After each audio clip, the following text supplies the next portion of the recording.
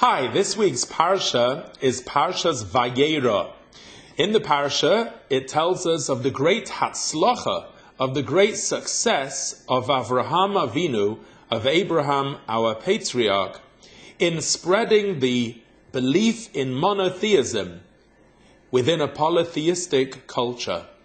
Avraham called in the name of God, and he made people call. He gently encouraged others also to believe in the one God. And after the Torah in this week's portion tells us of his great success, it says that Avimelech, the king of the Philistines, made a covenant with Avraham Avinu, after which Avraham planted an Eshel in Be'er-sheva. The words of the Torah are, Vayita Eshel Be'er-sheva. He planted an Eshel in the city of Be'er-sheva. Vayikra sham b'shem Hashem keil olam. And he called there in the name of God. We will soon discuss the meaning of the word Eshel.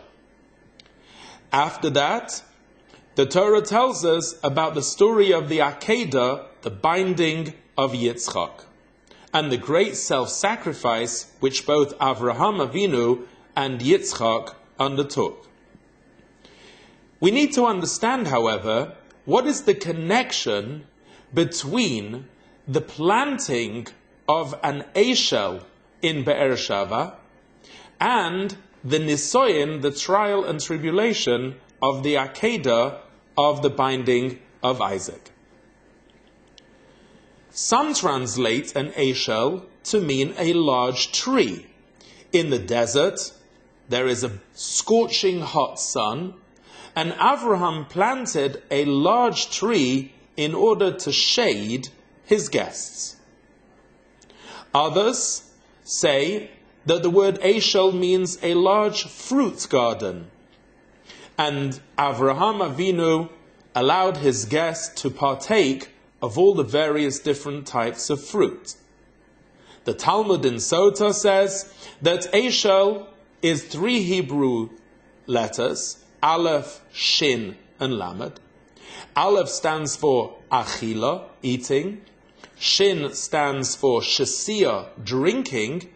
And Lamed stands for Lina, which means staying overnight. Or it could also be from the word Levoya, which means accompanying the guest.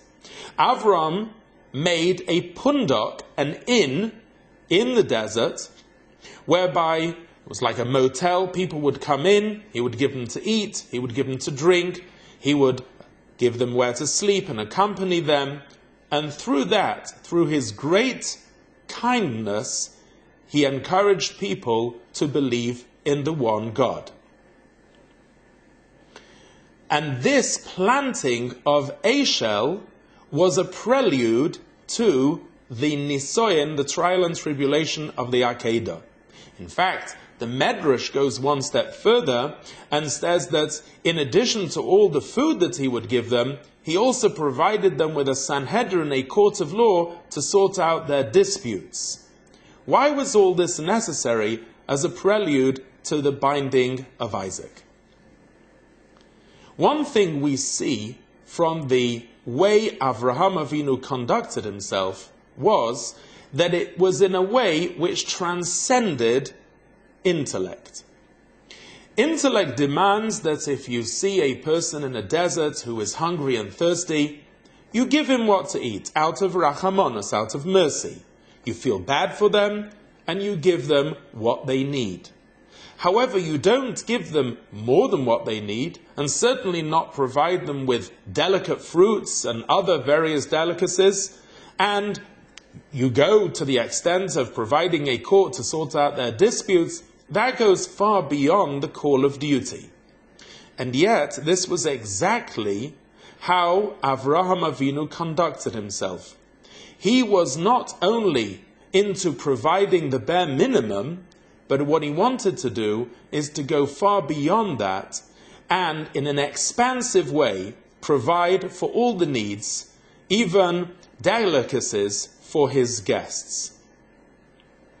And this way of service of God, not to look at just giving the bare minimum, but to give even delicacies, which usually you'd only do with your own children, and you wouldn't do with a stranger. The fact that Avraham Avinu did this with even strangers indicated that his service of God was with Mesirus Nefesh, was with self-sacrifice, something that transcended the intellect. And now we understand the connection between his planting of an Eshel in the city of Beersheba and the Akedah, the binding of Isaac. The binding of Isaac and the great test, trial and tribulation which took place was something that Avraham Avinu passed not by serving God with his intellect, but by transcending his intellect. God had told him that he would become a great nation, that he would have a child, and that this child would be his beloved child, and then to tell Avraham to slaughter this child, this would go against everything that he believed in and everything that he'd been promised. And yet Avraham did not hesitate.